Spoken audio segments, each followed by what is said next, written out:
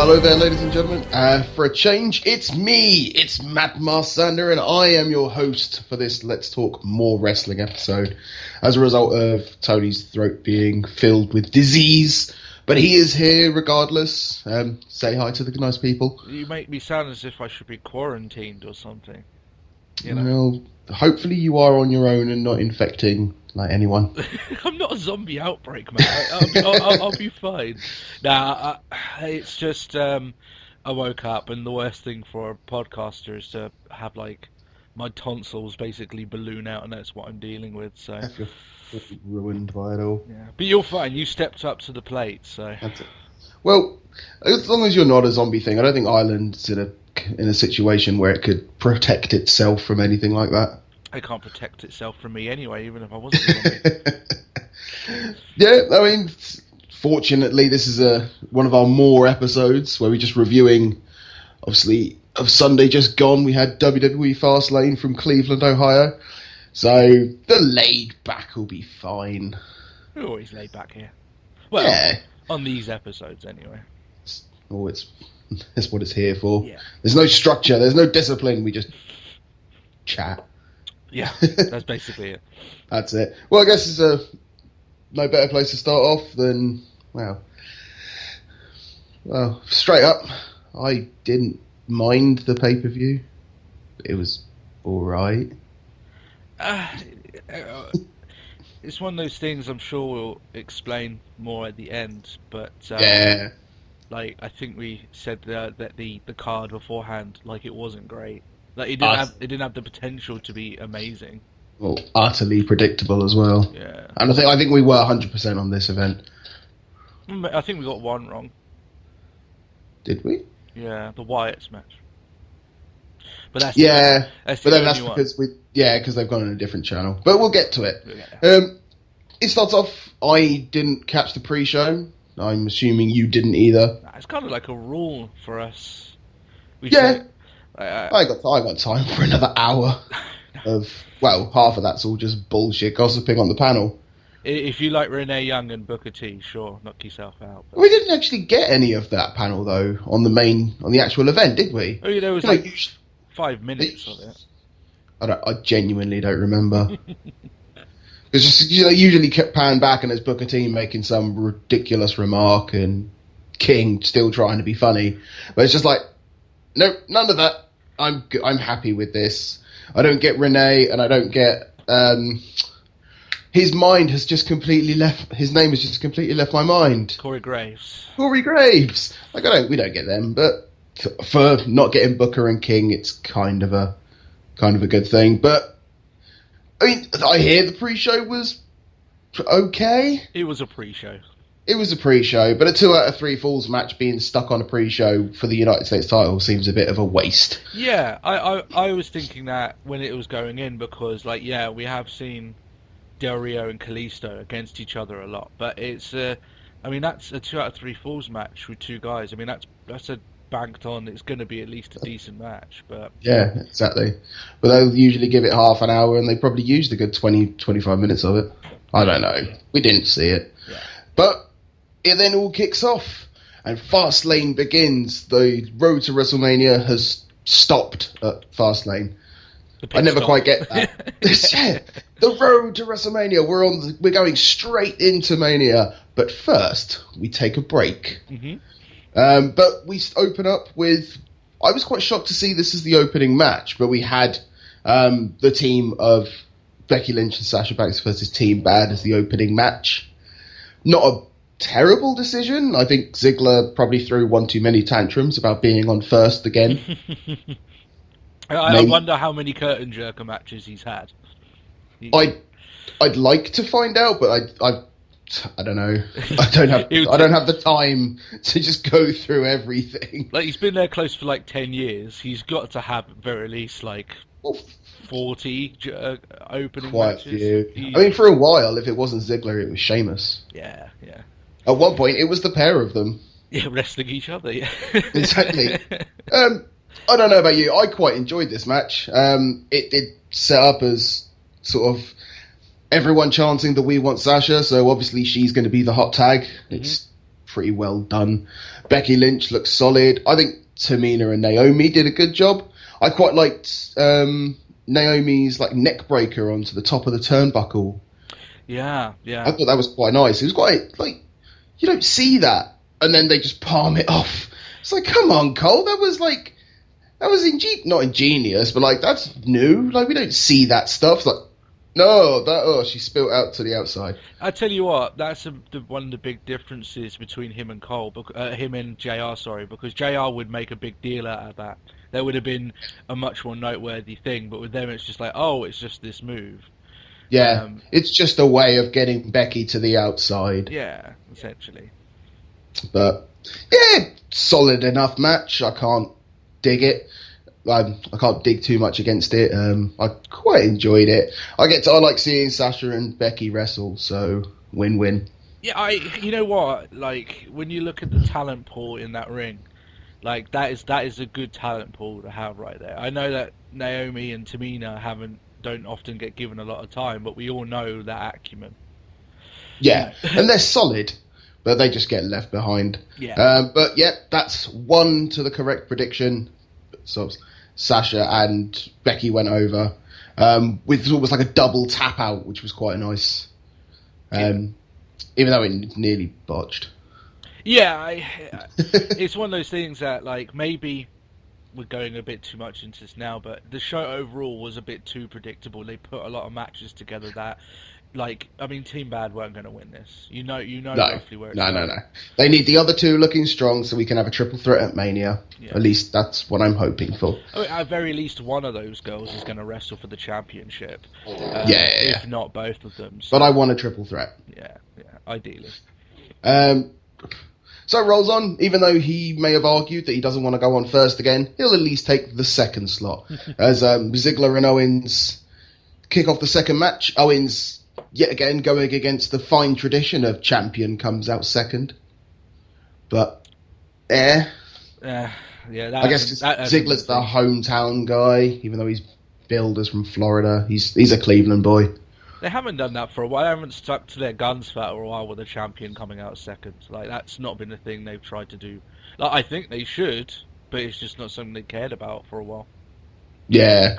I quite liked on your notes here. I agree. I think Ziggler's hair was a bit odd.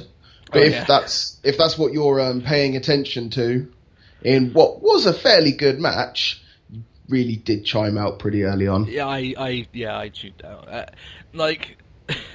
His hair did look stupid. I don't know what he was doing, but it's one of those things. Like, yeah, the match was pretty good. Yeah, this one. In fact, it was great, really. But like, we've seen it a lot. Yeah, we get good wrestling on a weekly basis. Like, at very least from these guys, you normally get a decent match, and we've already. I thought this match wasn't much different from the first two they've had. Yeah, it wasn't a great deal of variation. Like we've seen Owens do some ingenious things. Like, obviously, his last man standing match with Ambrose, where he did the bowling roll into Ambrose through the barricade. I mean, it's not a last man standing match. It was just a simple 1-on-1. But there wasn't a shock to this. I mean, other than the fact that like Owens kicked out of like the famous. I can't remember if he kicked out of the zigzag.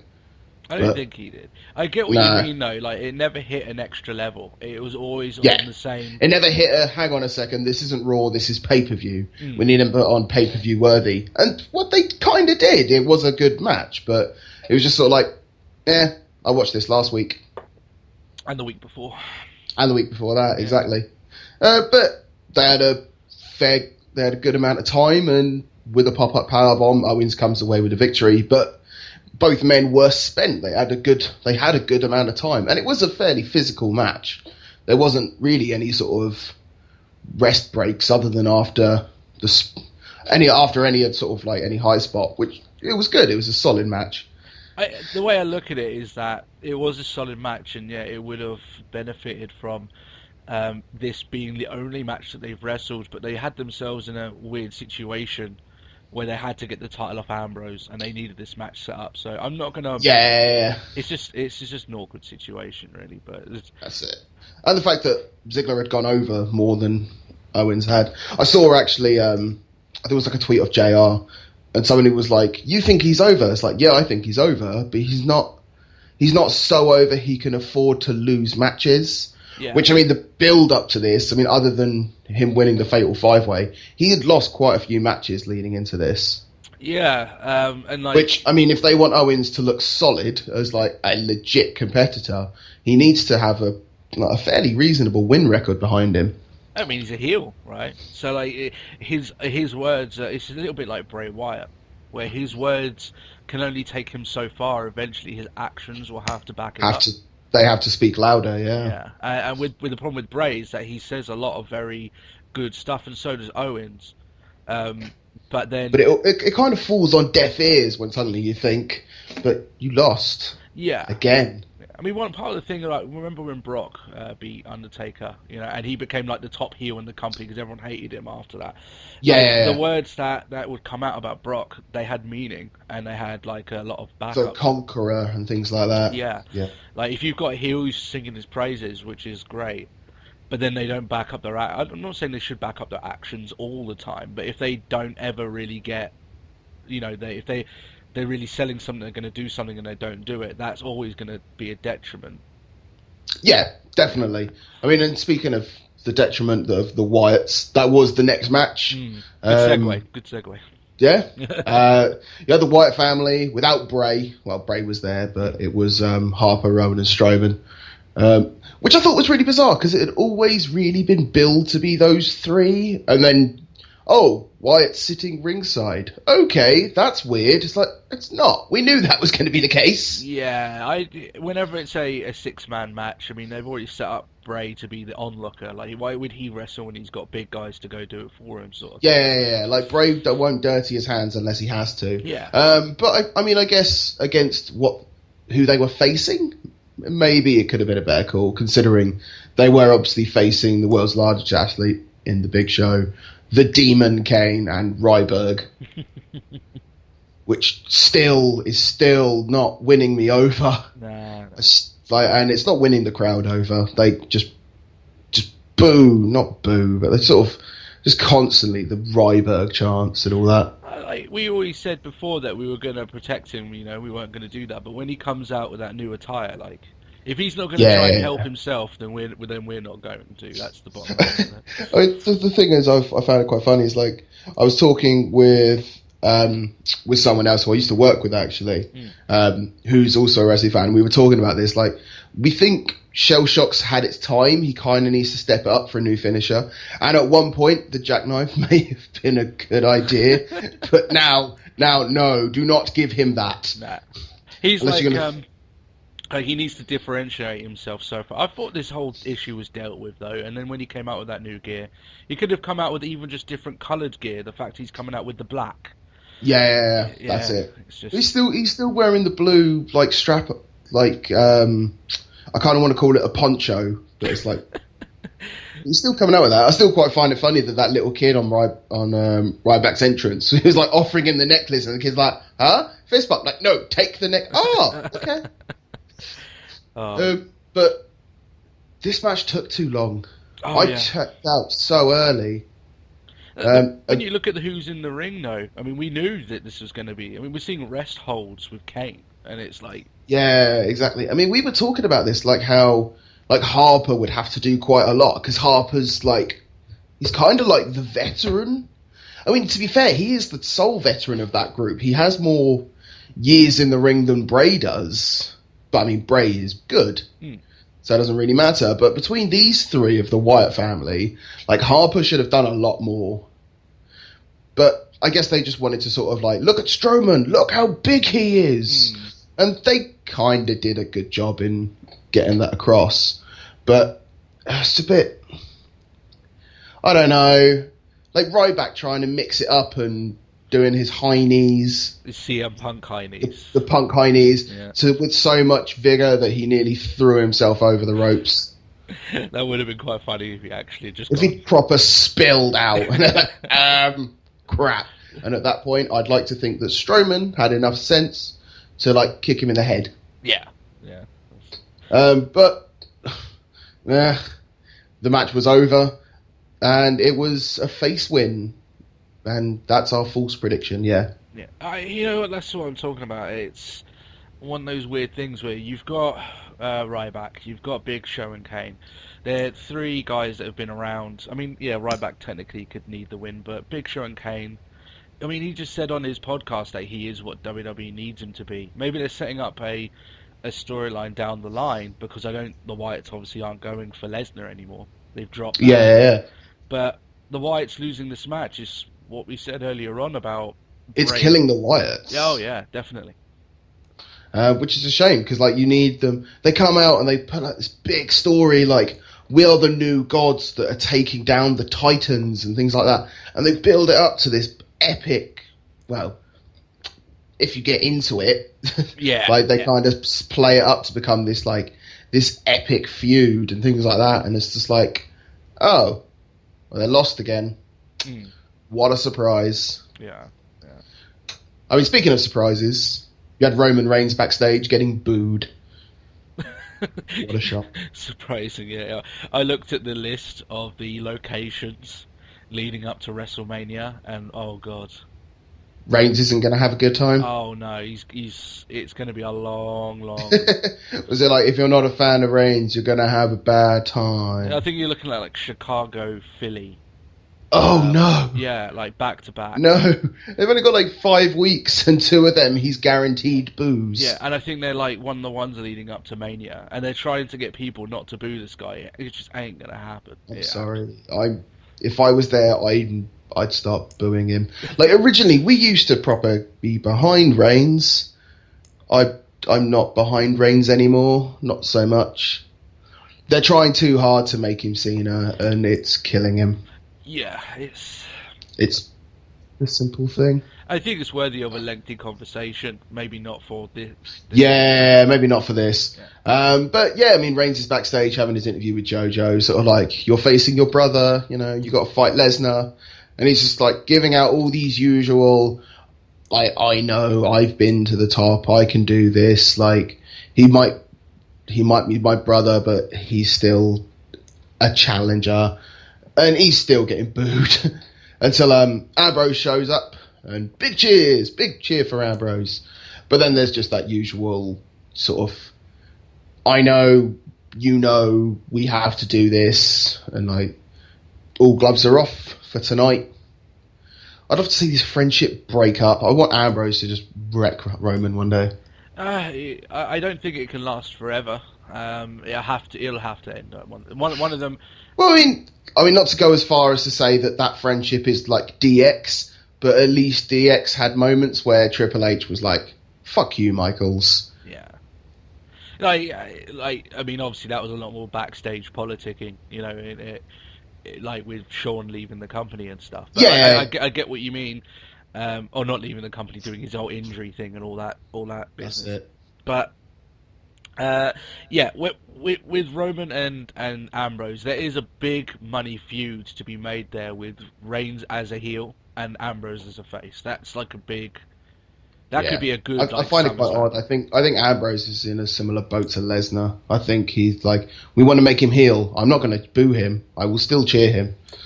Yeah, you'd have to make Ambrose very sadistic.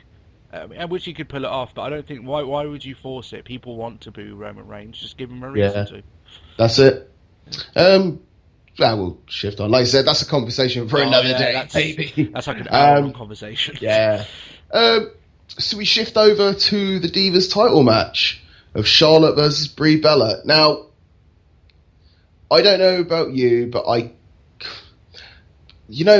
was saying, I think it was last week or the week before, and I was like, it's at one point we used to think that Nikki was the talentless diva, the talentless Bella, that recently Brie's been useless. She put on a fairly good showing during this match. It's going to be like one of her last big high-profile matches, so why not? Yeah. I quite like the touch of her wearing Bryan's kick pads. Yeah. Then I forgot. I was like, they looked horrific. I forgot about the wool. Yeah. I was like, they look familiar. Oh, it's those ones that looked ugly. It's funny though, because like her boots are a tribute to Brian, and Brian wore those boots as a tribute to Bruiser Brody.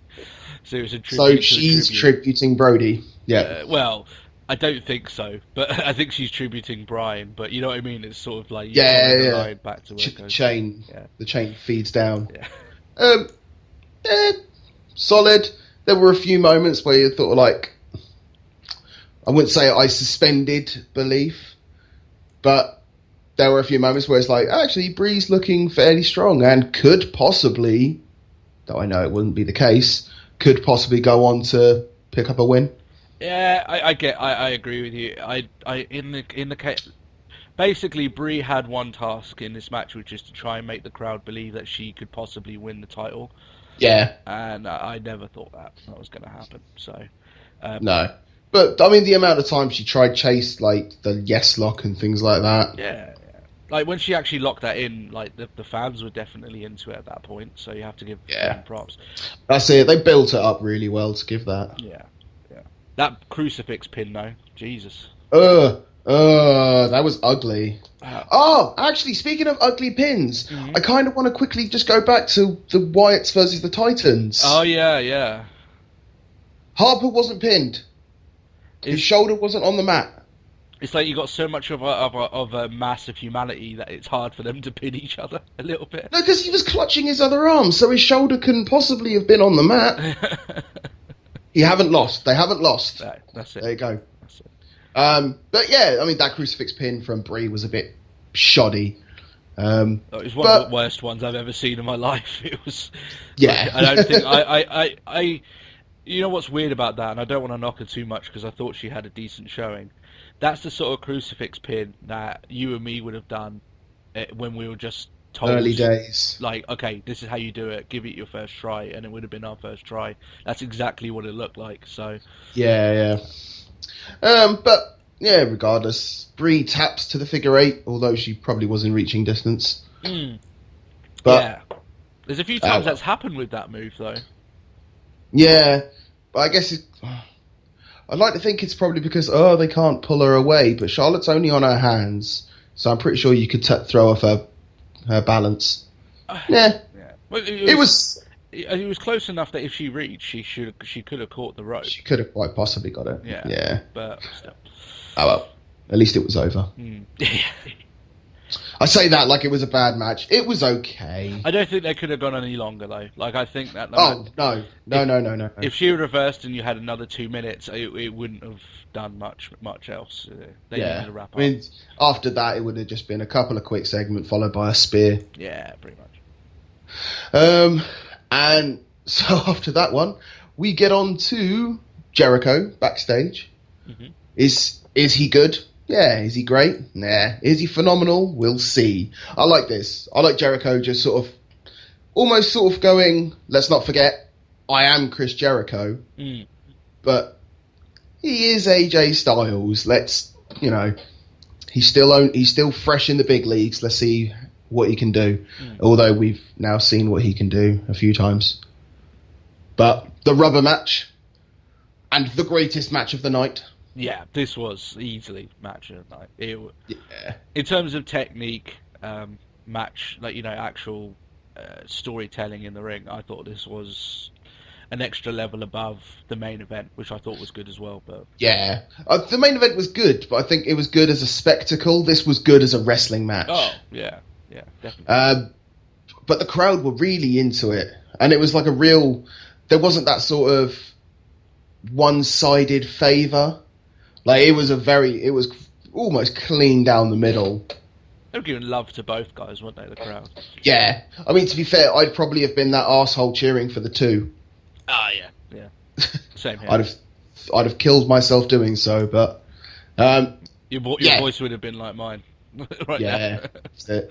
I really enjoyed this match. There were so many sort of great little moments that gave Styles that opportunity to sort of we haven't seen a great deal. Well, I say that we've seen a lot of him, but but he has a lot more to give, and he had that proper opportunity to give out a lot of his his full arsenal. And there were some great counters as well, because they were playing off, because this is the rubber match. Jericho's been on commentary for a Styles match. They're starting to know each other, and that springboard forearm, like springboard drop kick counter, I thought was great. Yeah. Oh, fair play to Styles. He probably held his balance up there for a little bit. Oh yeah, he did. Yeah, like one of the things with that I thought was good is that you've got two guys that know that they've had two previous matches with each other. So they, as you say, when you're a good wrestler, you can play off that with the story. Yeah, I think they did that a lot here. Yeah, they did it very well. One thing, going back to what you said about them not showing a lot of Styles' moveset, I quite like that they've done it that way, because that way people were, when you actually got to see the Styles clash in this match, it's the first time outside of SmackDown, I think, that you've seen him do that. So that yeah, that's true. And Jericho kicked out of it, which I thought was really interesting. But I liked the way this finished, because it's almost like beating Jericho at his own game, because Jericho is kind of a technical submissions wrestler. Like he's probably finished more matches with the Wolves than he has the Code Breaker, for example. Maybe not most recently, but yeah, in his historic day, yeah, like historically over the entirety of his career. And Styles made Jericho tap out to the calf crusher. Yeah, and I really enjoyed in fact, the whole time that Jericho was locked in, I enjoyed it, because Jericho sold that so well. Yeah, and he could have easily have just sort of tapped out straight, but it's just like, no, you could see him proper fighting it. But yeah, I was about to say exactly the same thing. I thought he sold that like a champion. Like that was, I don't think you could sell a submission much better than that. And you know, when he's screaming out like that, when John Cena does the same thing, it doesn't come off the same. But like Jericho's red faced, he's beaten, he's bruised, and it comes. I don't know. I kind of legitimately think the calf crusher would hurt more than the STF. Oh, without question. And obviously, everyone's seen the fact that Cena's not exactly snug with it. No, he's not. He's loose. Austin is too much light. I see too much light. Yeah. This was a great match. I love how heated it got. It proper heated, to the fact that you get Jericho in his typical heel heydays just slapping him across the head, just calling him a dumb son of a bitch. With the stupid man, remember, you used to call everyone, you stupid man, stay down, and all that. It was yeah, because there was a lot of that. Like, was it Styles like vaulted over the top rope to the outside, and Jericho counters it with a drop kick. And at that point, he's like, at one point they were like, is he just gonna let him count out? Yeah. So just like, you could have like avoided all of this. You could have just stayed down, you dumb son of a bitch. I was like, oh, so good. And it's heel Jericho, and we love heel Jericho here. Yeah. Now, I just watched Raw, and I don't want to go too much into that, but after seeing this, I wanted him to go back to being heel, but he's not. So I haven't seen it yet. I've only seen up until I've literally been about 5 minutes in. The moment the return. Oh yeah. Hits the ramp. That's where my feed dropped out, and I'm like, no. I will seek again to try and fix this. Yeah. But yeah, stunning match. Best match of the night, easily. Easily. I think some people might say that the main event was good because you've got Lesnar doing his thing. Obviously, we'll get into that, but I thought this match on a technical level far surpasses the rest of the show. Yeah, like I said, it's a spectacle versus a match. Yeah. But I'd like to call this a spectacle, but I don't know what I thought of this next moment. Oh, yeah. The cutting edge peep show. Indeed. Yeah, I thought the show took it went a bit tapped for about 30 minutes. For some reason, it went a bit wayward for a bit, but yeah. I don't know. It was good at parts. Yeah. I liked the sort of, like, you had them as they were, and when it was just Edge and Christian, you're like, this is great. I'm enjoying this. And then, New Day come out, and it's good because they're like, you're just us. Like, we had a kazoo, you have a trombone. Like, and all this, we had silly hats. You have unicorn horns, and it was quite good. And they played it off very well. And then it died because the League of Nations came out. I think also, I also thought it was getting to a point where when the New Day and Edge and Christian are speaking to each other, and like it is entertaining, they're being entertaining while not really saying anything. And what I mean by that is that they're making comments backwards and forwards to each other, but there's not really much going on. And you can you can only do that for so long. It was getting to a point where I was like, it felt like they'd already switched into like a stalling tactic. Yeah, that's how it felt to me anyway. Like it went on just a little bit too long, and then obviously when the League came out, it didn't really. That didn't help at all. Like the New Day, like ran away pretty much. Like Barrett said something for like the first time in weeks. I'd forgotten what he sounded like. Yeah, threatening Edge and Christian. Yeah, which would require him to be physically involved in something which he hasn't been. Yeah. I'm waiting for someone to show me a match with the League of Nations that he's actually wrestled. I don't think it's happened yet. I think his physical interaction has involved like pulling people out of the way. And that's basically it. That's been about it, yeah. Which is terrible. Yeah. And obviously with the news that he's going to be going, WWE, you have wasted a great talent by not letting him be him. Yeah, he was wasted long before this whole League of Nations thing, though. So. Yeah. I got some bad news. No, stop saying that. Yeah. But yeah, like the end of it, I think Christian was getting a bit annoying when there's all like the New Day twerking and they're playing music and Edge is making it rain. And then it's just like Christian the whole time. It's like, watch, show. It's like, oh no. Yeah. No. It was a shameless plug. I haven't watched that show yet. I probably will do tonight. But... I quite like the little skit where they've got Edge and Foley singing. Yeah, like I said, it's going to be one of those shows that in fact, I think their show is going to be a lot like this segment where some bits are going to be okay. There's going to be other bits that you're just like, oh Jesus, what were they thinking? Yeah, I kind of fear that it's well, Swerved didn't work, so let's try with these guys. Yeah, which is because a lot of their stuff is like documentary based. Like Ride Along is essentially a documentary. I haven't watched it, but it's like, what do they do during the drives and things like that? Yeah, and then you've got them you had Swerved where it was just jackass backstage. Yeah, which pissed a lot of people off. So, yeah. And then when they're pulling pranks and stuff, like I said, I haven't seen it, but when they're pulling off pranks and stuff, it's going to be a lot more controlled. So, I don't know. I'll reserve judgment until I've seen it. But I honestly think that this promo is going to be a lot like what the show is. You're either going to like it, or there's going to be some episodes that you're just like, that was a gigantic waste That'll of time. Just die off, yeah.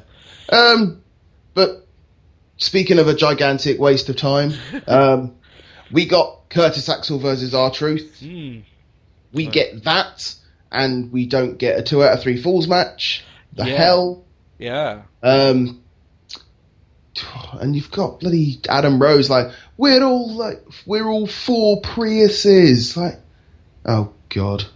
Yeah. I liked Bo though. I thought Bo was funny. Can I be a Volvo because they're safe? Yeah. Whenever Bo speaks in that group, I'm just like, he gives me a smile every time. I'm just like, yeah. Oh, I want to just pat him on the head and tell him he's a good boy.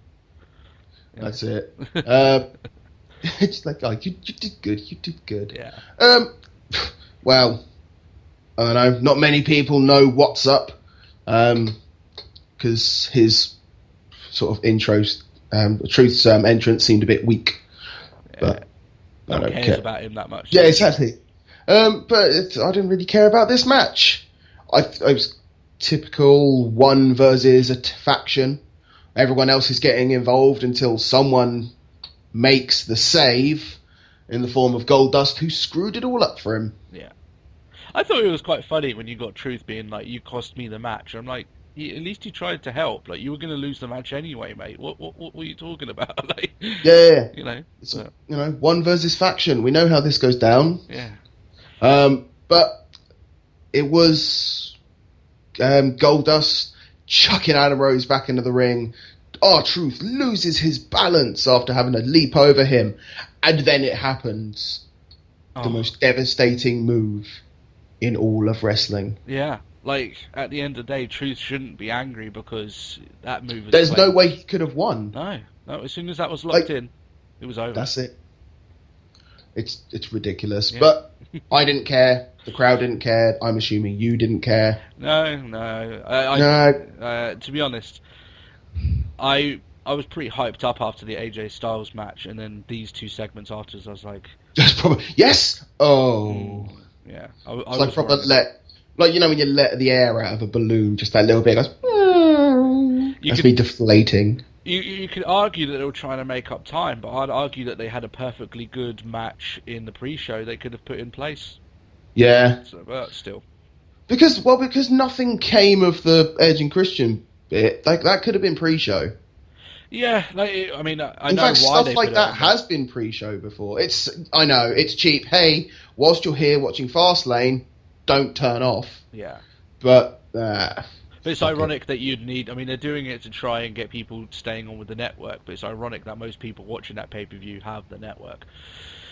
So, still. And they still had the I don't know. Maybe... Still. It is what it is. A waste.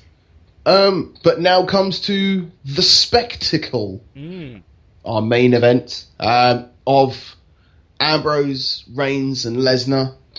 Knowing full well Lesnar would be coming out last. Would be declared last. Yeah. Because it's Lesnar. Mm-hmm.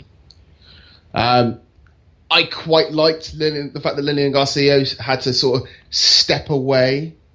Yeah. Like, I'll do these two, Paul, if you will. Yes, she's not worthy to... she is not worthy to announce Brock Lesnar. Yeah. I could kind of agree with that. Well, I love Lillian Garcia, but at least in storyline... She's no Paul. Paul Heyman makes it... Because he does fighting out of this corner and all things like that. And it's like, you know, he was one step away of in the black trunks.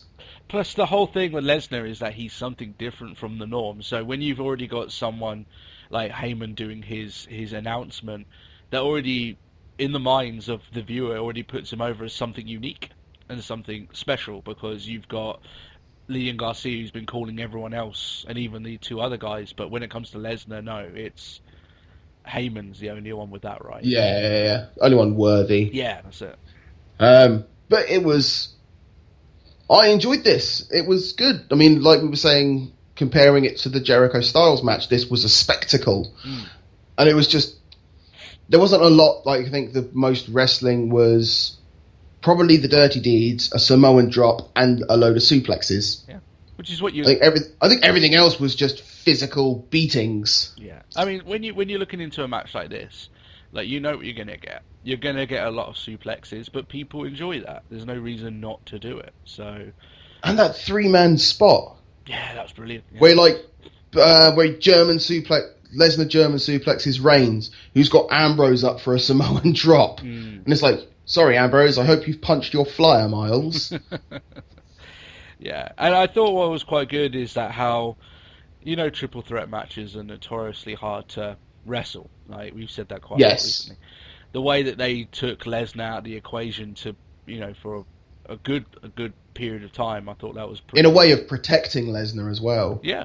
Like, we have to stick him through 2 announce tables and then bury him with the remains of it. And even that wasn't enough in the end to keep him out, so, yeah.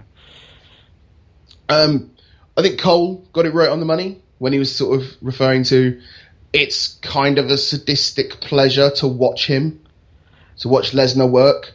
Yeah, true. He doesn't say many things that I'm like, well, that's a pretty good line. And I was like, yeah, you know, that's exactly why people like... Yeah, it was like a perverse joy or something like that. Yeah. But it's just, so good. It's so true, because, I mean, after what Lesnar did to Cena at SummerSlam, it's kind of true. And we loved every minute of it. Oh, yeah, we did. But no, it was solid. I mean, it looked at one point like Lesnar would pick up the win with the Kimura lock until Ambrose decided, it's a triple threat match. There's no rules here. Obviously, despite the low blow to the outside, but he's like, chair time. Whack. Yeah. And that's where it all started to go a bit wrong. Lesnar got beaten up a few times with the chairs. He rolls out of the ring. Like Ambrose turns his attention to Reigns. And at that point, he can't decide who to attack, and that's when Reigns strikes. That's it. And he gets... Boo! Yeah, we knew where it was going from there. Yeah. It was a good spectacle. Ambrose, Lesnar each looked strong. Lesnar obviously kept looking strong. But we knew it would happen. It was that sort of work when we were making our predictions. Is it what I want or is it what WWE want? And obviously WWE gets what WWE wants. We have Reigns going forward to face Triple H at Mania. Yeah. The thing is with that, right, is that they had teased Ambrose being the one that might do it. Yeah. So they kind of set themselves up a little bit for it. But here's the thing. We know now that Ambrose and Lesnar are going to wrestle. That they've got beef. Yeah. And that's going to be a WrestleMania match. We now know... Because it's going to be like after the whole setup that they had, like, where Ambrose is like taunting him. It's like, come on, Brock. Yeah. And obviously Ambrose kind of cost Brock the match by breaking up the Kimura lock. Yeah. I mean, but the thing, what I'm getting at there is that Reigns' match, it's got a big problem here where it's just not going to be accepted, or even people are not going to be that excited for it because they know how it's going to end. So you've got two other big main event matches now. We obviously won't talk about them, but they're going to. I'm going to call it now. They're going to vastly overshadow that main event match. I think one of those will overshadow the other two completely. Yeah, but even then, like, regardless... Oh, it still has the pecking order, and, I think Triple H Reigns, I'll agree with you, will be sort of third in that pecking order. Especially if it's the last match of Mania. People will be checked out by then. Yeah. That match got get shit on pretty badly, so... Yeah, we'll see. I mean, they've got time to build it up, I suppose. But it's just sort of like, well, what a shock. And then Triple H comes out, it's sort of like, look at me, I'm your opponent, I've got my belt, look at that Mania sign over there. End of the day. Yeah, it was just a photo shoot, essentially, at the end, so they can get them together. Here's the thing, right? People might say, oh, you're going on about this quite a bit. I thought the match itself was superb, but... Oh, yeah. Like, we're not, like, I'm not arguing about the quality of the match. No, it was great. It's just the over predictability of it all. Yeah, I think WWE are being naive by not thinking people wouldn't dislike this. Yeah, they should have known. They've kind of booked it that way, which is kind of weird. Because they teased Ambrose, and I don't have a problem with Ambrose facing Lesnar because we said that's what we wanted. I think that's a better match than him going for the championship. Yeah. But WWE should have known, like, this is going to happen. You know, like, they basically set it up for him to get booed at WrestleMania at this point, so... That's it. Well. But that was it. That was Fast Lane over and done with. Mm-hmm. It was overly predictable. We kind of knew what we were getting before we even watched it, because it's all matches we'd seen before. Yeah. Like, we'd seen the Wyatts versus Big Show versus Kane versus Ryback. We'd seen, numerous Owen Ziggler matches. It wasn't... It was a average event for an average card, but with a couple of sort of standout matches. I wouldn't watch this again unless I could...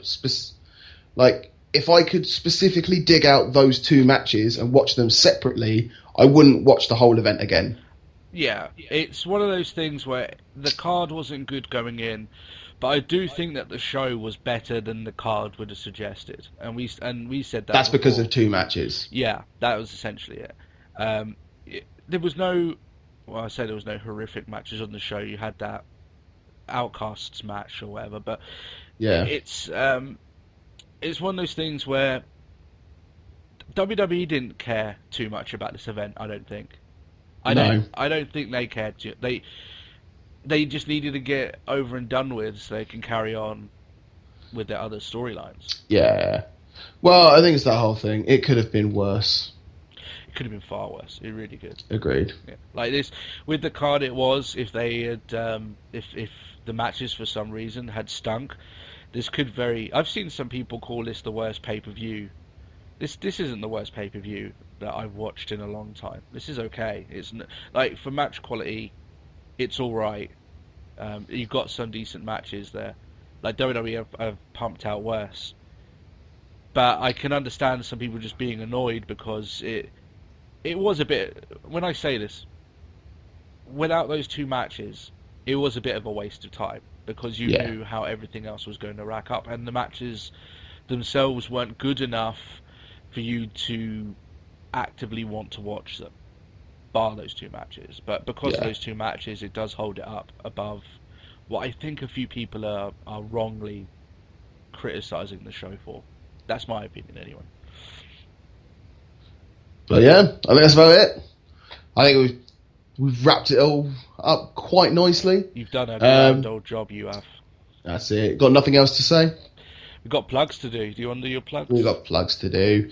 Whilst I haven't put anything up on there in a while, you've got the Twitter handle. No.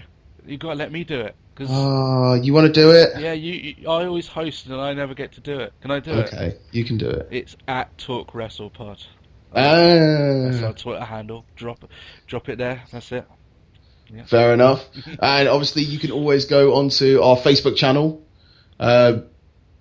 Just facebook.com Let's Talk Wrestling Podcast. Yeah, that's it. Was it the Let's Talk Wrestling? Nah, just Let's Talk Wrestling Podcast. You can just type it in the search. It'll come up. You see the badge. You'll know when it comes. That's it. And obviously, like, subscribe, comment to your heart's content. As we usually go on to our main show, we are aiming for 1,000 subs by the end of this year, and it's an achievable goal in the way that we're going. And thank you guys for sharing it all around for us. Yeah. But if that's everything from you, Tony, that is indeed. That's everything from me, and we'll see you Sunday for the main show where we discuss potentially an exciting Raw. Oh yeah, definitely. It'll be good. Hopefully, I will recover in time And be on the mend for Lucha. Yeah, I mean, who's going to make sexually based jokes on the show? Really, That's true. That's it. All right. Well, I guess that's it then, guys. And we'll catch you soon. All right. Then, bye-bye. All right.